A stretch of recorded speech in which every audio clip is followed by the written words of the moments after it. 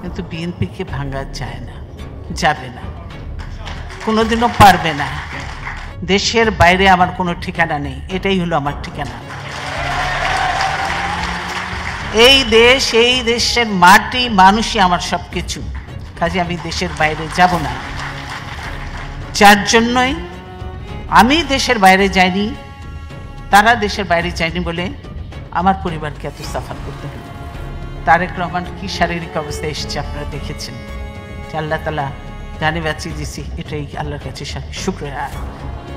Cocoa গেছে, cocoa ভীষণ খারাপ অবস্থায় গেছে, তারপরেও কোকো যে কোনোদিন রিমান্ড তো ওরা চিন্তাও করেনি, ভাবেও নি। কার ছেলে আপনারা দেখেছেন, সেসব নিয়ে যে যখন ওই করেছে, সেই থেকে তার মনে যে এমন একটা ভয় ঢুকেছে, সে মানে কী যে করতো। একদিন আমার কোর্টের সঙ্গে দেখা, আমি দেখে তো অবাক, ছেলের এই অবস্থা। তারপরে তো অনেক ইউটি করে তখন তো কোকোকে বিদেশে পাঠানো হলো। কোকো গেল, যেও কিন্তু ব্যাংককে বেশি দিন থাকতে হলো না, সেখানেও আবার পিছনে লেগে গেল। পরে হাসিনা আসার পরে ফখরুল বহু চেষ্টা করেছে, আমাকে বহু চেষ্টা করেছে। আমি বলছি আমি যাব না। আমরা যদি বলছে, আবার বলে যে আপনি তো আবার তাড়াতাড়ি ফিরে আসবেন, কোনো অসুবিধা নেই, আমরা তাড়াতাড়ি নিয়ে আসবো। এখন এই আওয়ামী লীগকে খালি করি, আওয়ামী লীগ বলছে কিন্তু তাদের তো প্ল্যান নেই। আমি বলছি না, আমি দেশের বাইরে যাব না। যশোরের উদীচীর ঘটনা আপনারা দেখেন, আওয়ামী লীগ তখন ক্ষমতায়, তখন এটা ঘটেছে। তারপরে পল্টনের ঘটনা, সিপিপির বোমামার, সেটা ইয়েতে হয়েছে।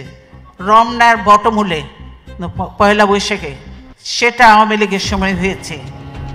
গোপালগঞ্জের গির্জার বোমা হামলা, সেটাও আওয়ামী লীগের সময় হয়েছে।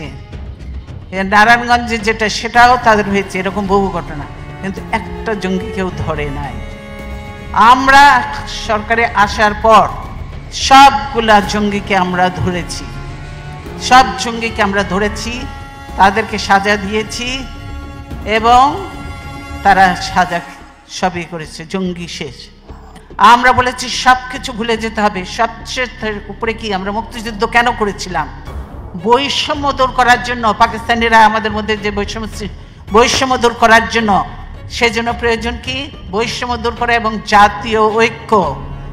এখন ভেদাভেদ ভুলে যেতে হবে, সকলকে নিয়ে কাজ করতে হবে, জাতীয় ঐক্য এবং মেধারকে, বিদেশে যারা আছে মেধার বিকাশ করতে হবে।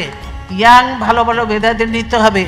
বিদেশে যারা আছে, যারা বাংলাদেশকে আবার আমরা তলাবিহীন ঝুড়ি থেকে উপরে উঠিয়েছিল জিয়াউর রহমান, ইমার্জিং টাইগার, বাংলাদেশকে এখন উপরে তুলতে হবে। যত ভালো ভালো মেধা আছে সবাইকে বাংলাদেশে নিয়ে যেতে হবে, জাতীয় ঐক্য সৃষ্টি করতে হবে এবং প্রতিশোধ প্রতিহিংসার রাজনীতি বাদ দিতে হবে। প্রতিশোধ প্রতিহিংসা দিয়ে কোনোদিন কোনো কিছু হতে পারে না। প্রতিশোধ প্রতিহিংসা রাজনীতি বাদ দিয়ে জাতীয় ঐক্য করলেই সম্ভব। এখানে একটু আওয়ামী লীগ আর বিএনপির মধ্যে পার্থক্য। বিএনপি সবসময় জাতীয় ঐক্য, প্রতিশোধ প্রতিহিংসার ঊর্ধ্বে সকল নিয়ে কাজ করতে চায়। এই হাসিনা আজকে দেশের এই অবস্থার জন্য সম্পূর্ণভাবে হাসিনা দায়ী।